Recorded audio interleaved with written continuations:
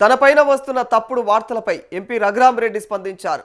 కూనంనేనిపైన తాను ఫిర్యాదు చేయలేదని, తనపైన తప్పుడు వార్తలు ప్రసారం చేస్తున్నారని మండిపడ్డారు. కాంగ్రెస్ పార్టీ ఇన్ఛార్జికి సిపిఐ ఎమ్మెల్యే పైన ఎందుకు ఫిర్యాదు చేస్తానని అన్నారు. మిత్రపక్షం ఎమ్మెల్యే పైన తానెందుకు ఫిర్యాదు చేస్తానని అన్నారు. అయితే మీనాక్షి నటరాజన్తో ఎస్ఐఆర్ అంశంపైన కూడా చర్చించినట్టు తెలుస్తోంది. ఈరోజు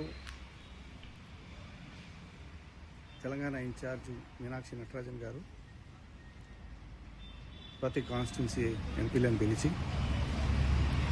ఎస్ఐఆర్ గురించి మా పార్లమెంట్ సభ్యులని పిలిచి మా పరిధిలో ఎస్ఐఆర్ గురించి డీటెయిల్స్ తీసుకున్నారు. ప్రత్యేకంగా అసెంబ్లీ సెగ్మెంట్స్లో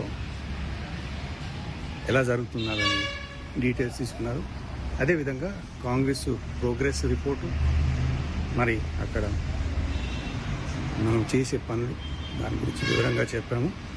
ఏదో ఒక టీవీ న్యూస్ ఇవాళ బయటకు వచ్చింది, నేను మా సిపిఐ ఎమ్మెల్యే సాంబశివరావు గారి మీద ఏదో కంప్లైంట్ ఇచ్చానని. అది పూర్తిగా తప్పు, ఖండిస్తున్నాను.